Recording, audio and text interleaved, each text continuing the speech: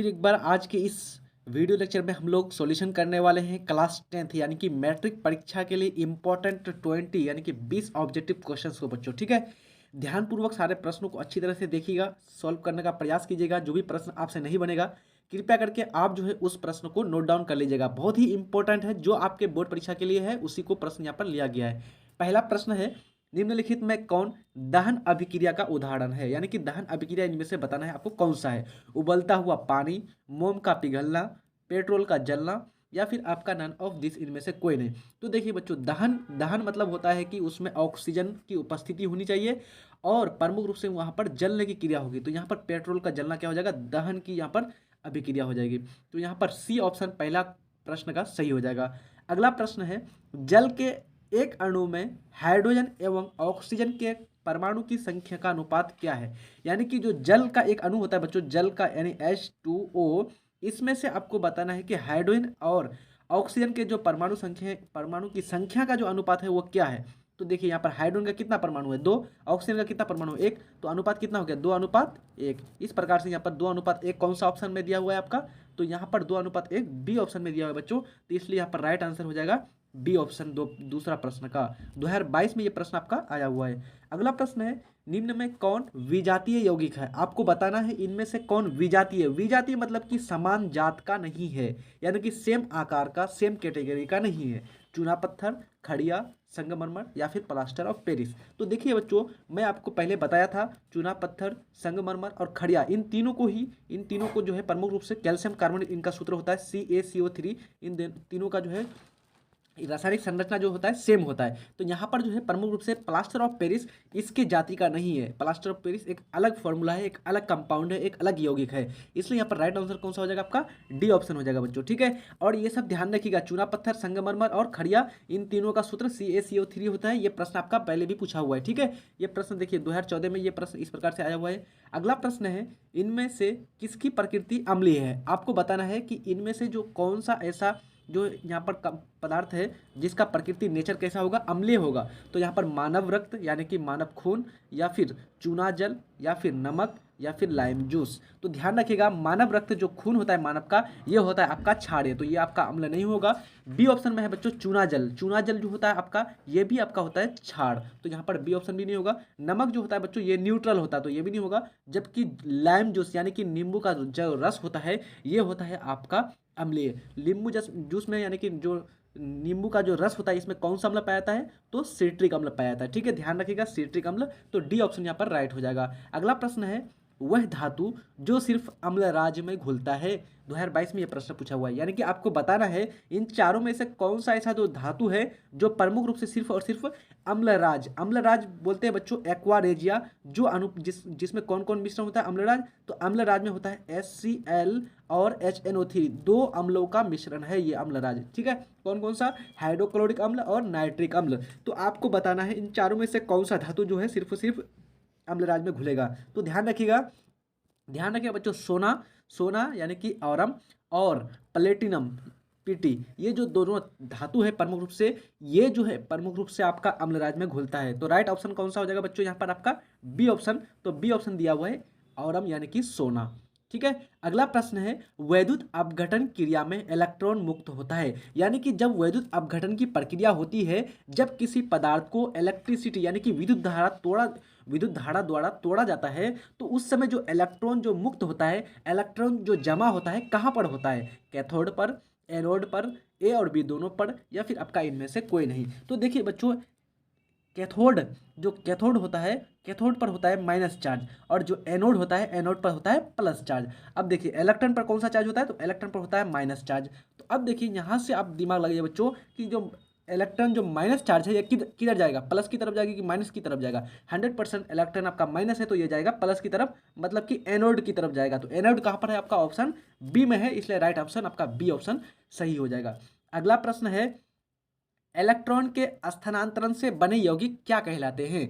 जब इलेक्ट्रॉन का स्थानांतरण होगा, जब इलेक्ट्रॉन एक तत्व से दूसरे तत्व यानी कि एक परमाणु से दूसरे परमाणु में स्थानांतरण होगा, यानी कि रिप्लेस होगा, तो उससे बना जो यौगिक होगा, कंपाउंड होगा, उसको हम लोग क्या बोलेंगे, सहसंयोजी यौगिक, कार्बनिक यौगिक, विद्युत संयोजी यौगिक, या फिर नन ऑफ दिस, इनमें से कोई नहीं। ये 2016 में ये प्रश्न आपका पूछा हुआ है, तो ध्यान रखिएगा ये प्रश्न बहुत ही इंपॉर्टेंट है। यहाँ पर जो बनेगा बच्चों इलेक्ट्रॉन के स्थानांतरण से, वो बनेगा विद्युत संयोजी यौगिक। कौन सा? विद्युत संयोजी। जब भी इलेक्ट्रॉन के स्थानांतरण से कोई यौगिक का निर्माण होता है तो वो यौगिक कहलाता है विद्युत संयोजी यौगिक। ठीक है, जब इलेक्ट्रॉन का साझा करके बनेगा तो उसको बोलेंगे सहसंयोजी यौगिक। अगला प्रश्न है, हीरे में कार्बन परमाणु को बांध कर रखने वाले कौन से बंध है, यानी कि उसमें जो बंधन है, जो बॉन्ड है हीरा में, जो कार्बन परमाणु को बांध करके रखता है, वो कौन सा है बच्चों? बंधन आयनिक बंधन, या फिर सहसंयोजी, या फिर द्विध्रुवीय, या फिर वांडर वाल्स। तो यहाँ पर प्रमुख रूप से बच्चों वहां पर है आपका सहसंयोजी बंधन। तो राइट ऑप्शन कौन सा हो जाएगा? बी ऑप्शन आपका सही हो जाएगा। अगला प्रश्न है, कार्बन हाइड्रोजन से संयोग कर क्या बनाता है? जब कार्बन हाइड्रोजन के साथ संयोग करता है, हाइड्रोजन से जुड़ता है, तो कौन सा यौगिक बनाता है? आयनिक यौगिक, हाइड्रोकार्बन, हेलोजन, या फिर अम्लराज। तो ध्यान रखिएगा यहाँ पर क्या बनेगा आपका? हाइड्रोकार्बन बनेगा। कार्बन और हाइड्रोजन दोनों संयोग करके हाइड्रोकार्बन का निर्माण करता है। 2016 में ये प्रश्न आपका पूछा हुआ है। अगला प्रश्न है, एल्कोहल बनाने में शर्करा का किण्वन किसकी क्रिया से होती है? यानी कि जब एल्कोहल यानी कि मतलब बच्चों ये मादक पदार्थ है, शराब, यानी कि आप लोग सीधा सीधा समझ लीजिए। एल्कोहल जो बनाने में जो शर्करा का जो किण्वन होता है, तो किण्वन की जो क्रिया होती है ये कैसे होती है? एंजाइम द्वारा, ऑक्सीजन द्वारा, वायु द्वारा, या फिर कार्बन डाइऑक्साइड द्वारा। तो प्रमुख रूप से बच्चों यहाँ पर आपका एंजाइम द्वारा होता है। तो राइट आंसर यहाँ पर ए ऑप्शन आपका सही हो जाएगा। अगला प्रश्न है, किसी कोश में यानी कि किसी कक्षा में इलेक्ट्रॉन की अधिकतम संख्या होती है, यानी कि कोई भी आपका परमाणु का कक्षा होगा, ऑर्बिट होगा, उसमें इलेक्ट्रॉन की अधिकतम संख्या कितनी हो सकती है? n², 2n², 3n², 4n²। तो ध्यान रखिएगा बच्चों, फॉर्मूला होता है 2n²।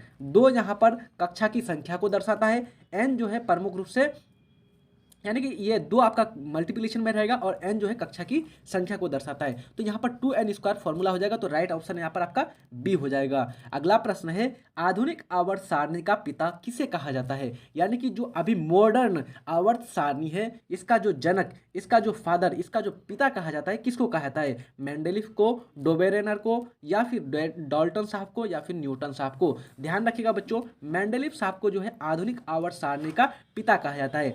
अगला प्रश्न से पहले मैं आपसे रिक्वेस्ट करूंगा बच्चों, यदि आप लोग चैनल में न्यू हैं तो प्लीज आप लोग सब्सक्राइब कर दीजिएगा। यदि आप लोग को वीडियोस अच्छे लग रहे हैं तो शेयर भी कीजिएगा और लाइक करना नहीं भूलिएगा। अगला प्रश्न है, आवर्त सारणी में कितने आवर्त हैं? यानी कि टोटल जो आवर्त है वो उनकी संख्या कितनी है? तो अभी का जो आवर्त सारणी है बच्चों, इसमें टोटल 7 आवर्त है और वर्गों की संख्या 18 है। ध्यान रखिएगा, क्लास टोटल कितना है? 18, यानी कि ग्रुप जिसको बोलते हैं, और आवर्त की संख्या कितनी है? 7 है। ये 2011 और 2022 में ये प्रश्न पूछा हुआ था। अगला प्रश्न है, इनमें से कौन अवकारक गुण प्रदर्शित करता है? आपको बताना है इन चारों में से अवकारक का गुण। अवकारक का गुण मतलब कि आपका क्या करेगा? वो ऑक्सीजन को बाहर निकालेगा और हाइड्रोजन के साथ संयोग करेगा। तो यहाँ पर देखिए बच्चों, जो अवकारक का जो गुण प्रदर्शित करता है वो है आपका हाइड्रोजन सल्फाइड। बाकी ये जो H2SO4 है, ऑक्सीजन है, और HNO3 है, ये तीनों ऑक्सीकारक का गुण प्रदर्शित करता है। तो यहाँ पर ध्यान रखिएगा, H2S यानी कि हाइड्रोजन सल्फाइड, ये क्या है? अपकारक का गुण प्रदर्शित करेगा। तो सी ऑप्शन आपका राइट हो जाएगा। एक बार आपको बच्चों ये भी प्रश्न पूछा गया है कि HNO3 ये क्या है? प्रबल ऑक्सीकारक, प्रबल अवकारक, या फिर दोनों, या फिर इनमें से कोई नहीं। तो ध्यान रखिएगा, जो HNO3 नाइट्रिक अम्ल होता है, ये जो है प्रमुख रूप से प्रबल ऑक्सीकारक होता है। ठीक है, तो यहाँ पर ध्यान रखिएगा। और ये H2SO4 को क्या बोलते हैं? तो सल्फ्यूरिक अम्ल। सल्फ्यूरिक अम्ल का सूत्र आपका 2 बार पूछा हुआ है, ध्यान रखिएगा। सल्फ्यूरिक अम्ल का सूत्र होता है H2SO4, और नाइट्रिक अम्ल का सूत्र होता है HNO3। ठीक है, अगला प्रश्न है, जिप्सम का रासायनिक सूत्र क्या है? बहुत ही इंपॉर्टेंट प्रश्न है बच्चों, जल्दी से अपना माइंड में ये आप लोग सेट कर दीजिए। जो जिप्सम होता है, इसका जो रासायनिक सूत्र होता है वो होता है कैल्शियम सल्फेट डाइहाइड्रेट, यानी CaSO4 2H2O। ठीक है बच्चों, ध्यान रखिएगा। ये जो पहला ऑप्शन यहाँ पर राइट ऑप्शन क्या हो जाएगा? बी हो जाएगा। बाकी जो मैं बता दूं, ये जो ए ऑप्शन में दिया हुआ है CaOClCl, ये होता है आपका ब्लीचिंग पाउडर। ये भी क्वेश्चन आपका पूछा हुआ है, ब्लीचिंग पाउडर का सूत्र, इसको भी नोट डाउन कर लीजिएगा। ये है आपका बेकिंग सोडा, NaHCO3, इसको बोलते हैं बच्चों बेकिंग सोडा। यानी कि जो पावरोटी जो बनता है, या फिर जो भी हलवा, जो लिट्टी ये सब बनाते हैं, उसमें प्रमुख रूप से स्पंजी के लिए उसमें क्या डालते हैं?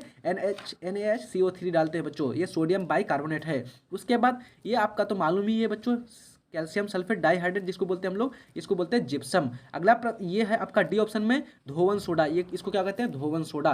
तो यहाँ पर राइट ऑप्शन 15 का कौन सा प्रश्न ऑप्शन था आपका, बी ऑप्शन, ठीक है।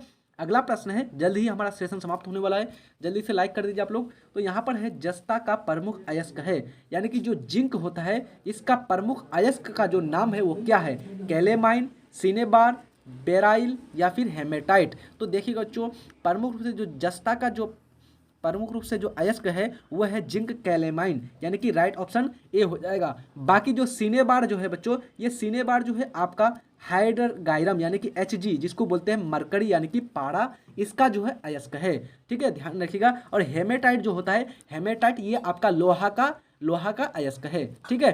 तो यहाँ पर मैं आपको ऑप्शंस के बारे में थोड़ा बता देता हूँ कौन कौन सा प्रश्न आएगा, इसलिए आप लोग का प्रैक्टिस भी हो जाएगा। अगला प्रश्न है, इनमें से नवीकरणीय संसाधन कौन है, आपको बताना है नवीकरणीय संसाधन। नवीकरणीय संसाधन कहते हैं बच्चों वैसा संसाधन जो है कभी भी समाप्त होने वाला नहीं है, जिसका भंडारण क्या है, असीमित है, बहुत ही बड़ी मात्रा में है, इसको बोलते हैं नवीकरणीय संसाधन। तो यहाँ पर बताइए आप लोग कौन सा संसाधन नवीकरणीय है, वन, कोयला, पेट्रोलियम और ऑफ दीज। तो देखिए बच्चों, यहाँ पर जो है प्रमुख रूप से ये जो क्वेश्चन एडिट किया गया है, यहाँ पर नवीकरणीय नहीं होगा, ये होगा अनवीकरणीय, ठीक है बच्चों। थोड़ा सा राइटिंग में यहाँ पर मिस्टेक हो गया है, यहाँ ध्यान रखिएगा, इसमें जो है अनवीकरणीय लगा दीजिएगा, क्योंकि वन जो है, वन, कोयला और पेट्रोलियम ये अनवीकरणीय, अनवीकरणीय मतलब कि ये समाप्त होने वाला है जी, ठीक है। जो भी समाप्त होगा संसाधन उसको बोलते हैं अनवीकरणीय। 2017 में ये प्रश्न पूछा हुआ है, इसलिए राइट ऑप्शन क्या हो जाएगा, डी हो जाएगा। ये सारे जो है अनवीकरणीय होगा, यहाँ पर लगा दीजिएगा अनवीकरणीय। अगला प्रश्न है,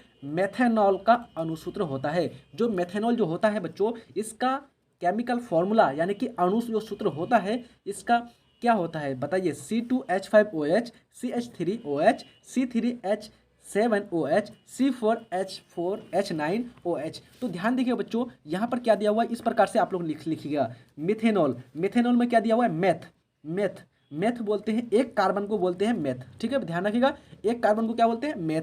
तो एक कार्बन कहाँ पर है, वही हो जाएगा मेथेनॉल। तो यहाँ पर देखिए एक कार्बन है ना, यहाँ पर कितना कार्बन है देखिए, तो एक कार्बन है CH3OH, इसलिए ये हो जाएगा मेथेनॉल। तो राइट ऑप्शन क्या हो जाएगा, बी ऑप्शन आपका सही हो जाएगा बच्चों।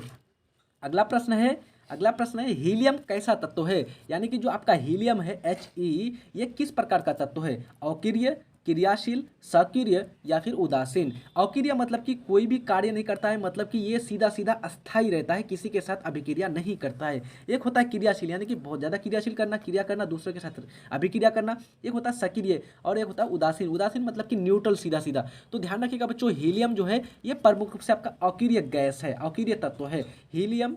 याद रखिएगा कौन कौन सा टोटल है बच्चों आपका, तो यहाँ पर आपको याद रखना है हीलियम, नियोन, आर्गन, क्रिप्टन और उसके बाद जेनॉन, रेडन और जेनॉन, ठीक है। यहाँ पर टोटल आपका 8 जो है प्रमुख रूप से आपको याद रखना है, जो क्या है बच्चों, ये 6 टोटल जो है प्रमुख रूप से क्या है आपका अक्रिय गैस है, ठीक है। चलिए अगला प्रश्न है आपका, लास्ट प्रश्न ये आपका आज के सेशन का, रसायन शास्त्र में किस तत्व को आवारा तत्व की संज्ञा दी गई है। आवारा तत्व यानी कि पूरा एकदम स्वतंत्र रूप से फ्रीडम होकर के घूमता फिरने वाला, ठीक है, प्रमुख रूप से। तो ध्यान रखिएगा, जो आवारा तत्व जो कहलाता है बच्चों, वो कहलाता है आपका हाइड्रोजन। हाइड्रोजन को क्या कहते हैं, आवारा तत्व। आवारा तत्व मतलब कि बच्चों ये बहुत ही हल्का होता है, बहुत ही ज़्यादा हल्का होने के कारण ये कहीं पर भी आसानी से जो है पहुंच जाता है, तो इस कारण इसको बोलते हैं आवारा तत्व। तो यहाँ पर राइट ऑप्शन क्या हो जाएगा, सी ऑप्शन आपका राइट हो जाएगा। आई थिंक ये सारे प्रश्न आप लोगों के लिए बहुत ही ज़्यादा इंपॉर्टेंट है, बार बार देखिएगा, प्रैक्टिस कीजिएगा, इन सारे प्रश्न से बाहर कोई भी प्रश्न आपका नहीं रहने वाला, ठीक है बच्चों। पढ़ते रहिए अच्छी तरह से, मिलते हैं नेक्स्ट वीडियो में, तब तक के लिए जय हिंद, धन्यवाद।